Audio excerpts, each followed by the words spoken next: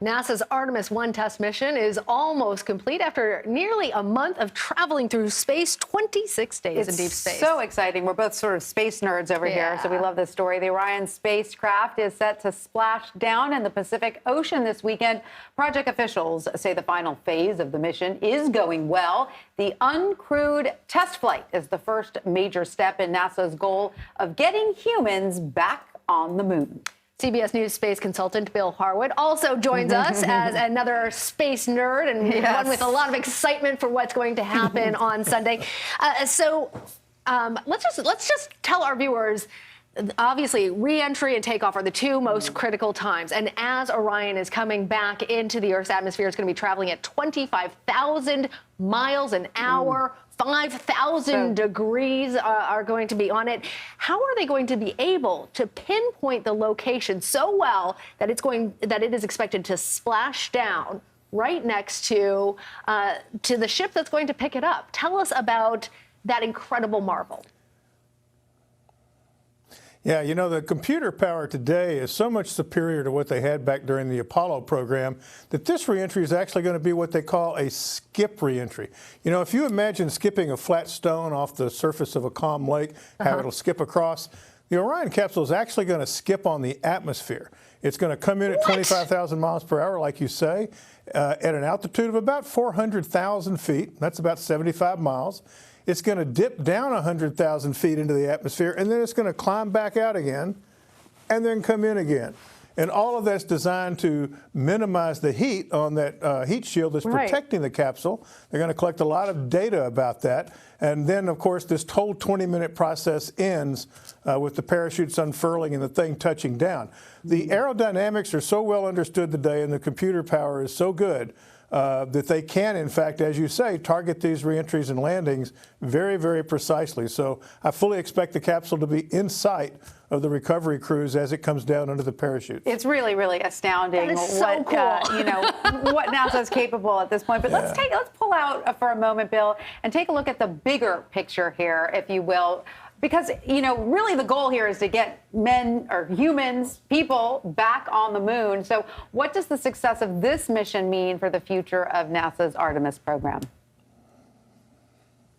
Well, it's an unpiloted test flight. And, of course, the whole purpose of a test flight is to make sure all the systems are working safely, that they're well understood, before you commit people's lives to that hardware. Now, this mission has, as you say, gone very well indeed. The huge Space Launch System rocket chalked up a near flawless climb to space. The capsule itself has done very well. There have been a few funnies, a few technical glitches along the way that they're scratching their heads over, but the spacecraft has so much redundancy that they've been able to keep the mission going normally despite that. And as you say, when this mission is complete, they'll really tear the capsule down, give it a thorough inspection, review all the data. They'll feed into that, into the next flight in 2024, when they're going to put 4 astronauts on board one of these and send them around the moon. And if all goes well in the 2025-26 timeframe, the first woman and the next man will land near the south pole of the moon. But all of these flights build on each other. So the success of this Artemis I mission feeds directly into getting the Artemis II mission off the ground in 2024 and then the landing mission in 2025-26, somewhere in there. You know, and as we're looking forward to the future of getting back to the moon, it makes sense to also pause and look back into the history of putting humans on the moon. 50 years ago, actually just a couple days ago, was the 50th anniversary of the launch. We're right around the 50th anniversary of actually that moonwalk when we're looking at, the 50th anniversary of Apollo 17. That's the last Apollo mission, and their time when they were there. Bill, talk to us about the significance of this anniversary and how the Apollo program really impacted space exploration and us all coming back to it now. Well, how many days do you have available for this conversation? I mean, I have all the time you need. We may have to continue our chat over the phone, though. We could make this a special. well, let me give you a short answer to a big question. You know, the Apollo 17 landing in the Taurus Littrow region of the moon happened 50 years ago Sunday, the same day that the Orion spacecraft is coming back to Earth from the Artemis I mission.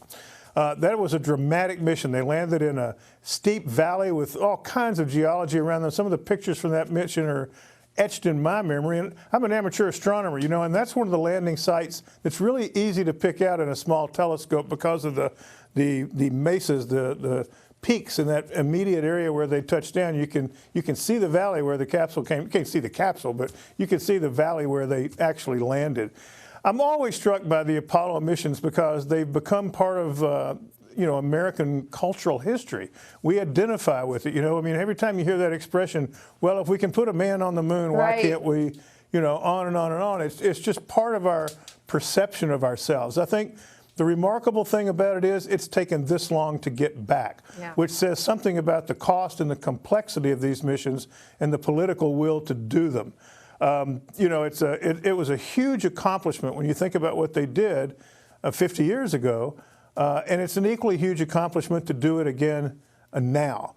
And so I think, you know, Apollo can't ever leave your mind when you're thinking about the Artemis program, because it is a case of we've been there, done that, but not at the level that NASA hopes to do it with the new Artemis program. That takes it to a whole different level, according to NASA, and one that they're really looking forward to. Yeah, that anniversary almost 50 years ago, December 14th, 1972, the plaque that they unveiled said, "May the spirit of peace in which he came," meaning the astronauts, "be reflected in the lives of all mankind." Bill Harwood, thank you.